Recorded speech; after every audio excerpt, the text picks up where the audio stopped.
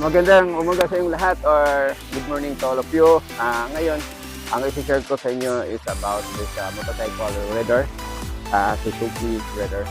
So this is a carb type motorcycle. Then may nagtatanong sa akin regarding ditong crank kung hindi ba sumabit dito sa kambyada. So of course, kung makikita ninyo, dyan ang problema, sumabit talaga. Pero sa factory ng RCB or sa manufacturer ng RCB, ginawa nila ng paraan para hindi sumabit. So ito ang ano niya, itsura, palapit. So dito yung crank, tapos pag ganyan mo, makikita mo sumabit, di ba? Pero yan, mahipos na siya dahil dadaan na. So pakita demo natin ha. So, although this motorcycle is we have a post starter, so back up na lang itong crank or itong kick starter. Hindi na ito mostly ginagamit kasi pag nandun na tayo sa new generation, nahiya naman yung mga bata pag mag-kick sila. So gusto nila yung naka post starter.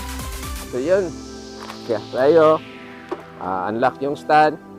Tapos, halimbawa, nasira ang post starter ko. Ganito yon, i-on natin itong ignition switch. Tapos, dito yung post starter. Tapos, hindi man, halimbawa, low bat, so walang battery. So, we need to use the kick starter. So, ganito yon. Yuko ka dito, kilain mo dyan pataas. I-open mo yung kick starter. Tapos, yan.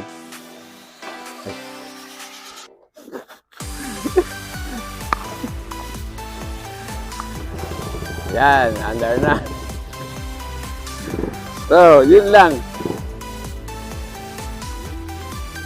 So, mostly, hindi na ito ginagamit yung kickstarter. Ito na ginagamit lang ito pang backup kasi may ano naman dito, may post starter naman dito yung electric dito. So, mostly, ito ang ginagamit pag maglagay kayo ng RCB na ganito.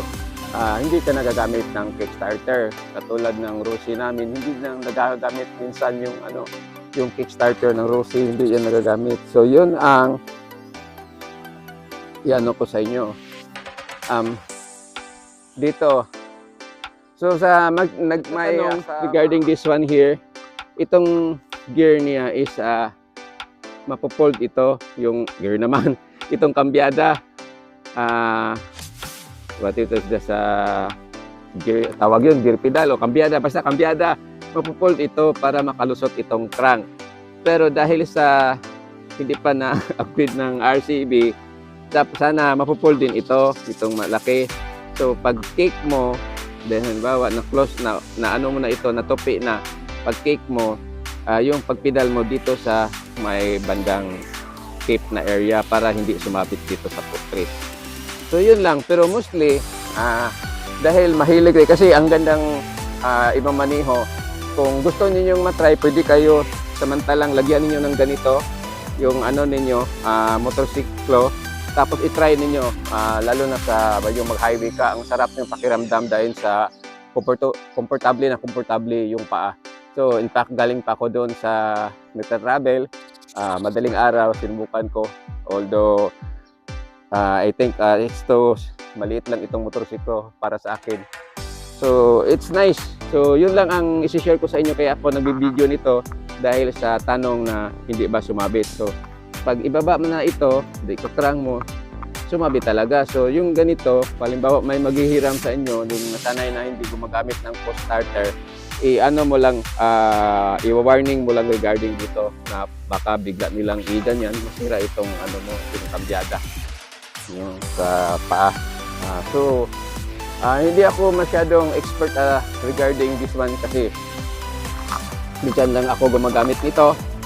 So for this morning, ito lang ang masishare ko regarding sa nagtatanong regarding yung hindi ba masasabit sa footrest yung kickstarter for this kind of motorcycle, which is the Suzuki Raider.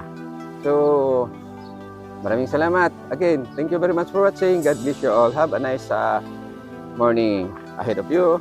So Alis na ako.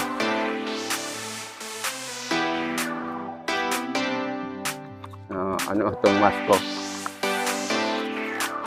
So,